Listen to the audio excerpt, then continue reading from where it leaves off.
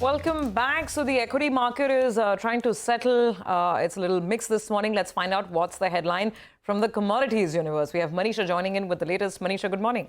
Morning, and thank you for that, Surbhi. Well, I'm looking at metals as a sector because the big positive really comes in from the US dollar index decline. This is the first weekly decline for dollar index in last 7 weeks, and that clearly has been supportive for all of these dollar-denominated commodities. Also, with the US retail sale data not coming in so positive, the markets do believe that you could be looking at more rate cuts than 1 or 2 even for this year, and that has been supportive as well. But the even better news comes in from China, where you are looking at economic stimulus pledges being reiterated. Also, when you look at the China offshore yuan, that has seen a bit of an appreciation in the last couple of days as well. That has been supportive. And then it also is about the industrial output for the month of December, which is the highest in last 8 months. And all the data that came in from China today has been on the positive side. So whether it was about industrial output number, the Chinese GDP number at 5.4% is higher than 4.6 in the last year, and more than 5%, which was what the markets were anticipating. So we are looking at a good number there, and this is on a back a second quarter that you have seen China beat estimates. The new home sales data wasn't so great, but then again, it slowed at a lower pace than what the street was anticipating. So property sector in China still continue, but even that seems to be now getting plateaued.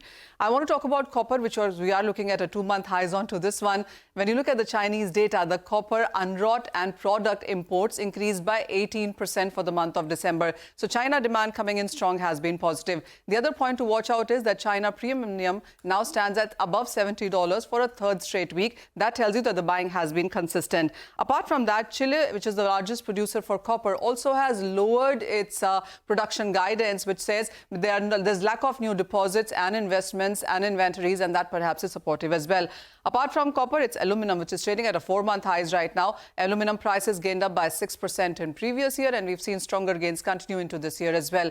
The LME inventories, LME stocks have continued to decline. There is scarcity of alumina and bauxite, which is supportive. And then there are all these Russian aluminum sanction reports coming in, which also have added premium to the prices. Markets also are looking at Chinese production, which is at an all-time high in previous year and perhaps could decline when you look at 2025. Apart from that, it is the new yuan loans in China, which have seen a rise in December. So all those factors that we were waiting for China in previous year really seem to be turning around as we see the reports for the month of December. Will January follow is something that you will need to keep an eye on. But this is the report card so far in 2025 when it comes to metals. On a week-on-week basis, as you've seen, we're looking at stronger gains here, especially for metals like copper and nickel, where we've gained 3 to 3.5%. But more importantly, for this year, until now, the best gains come in for copper. So if Dr. Copper is performing, then there is the rest of the market usually tends to follow, and that's exactly what you would want to watch out for as well. And not just the base metal prices, precious metals have continued to do well as well. And here as well, the base metal thing seems to be rubbing off on silver as well. So nearly 7% of gains is what we are standing on for this year right now for many of these metal prices. All right, Manisha, thank you very much for that.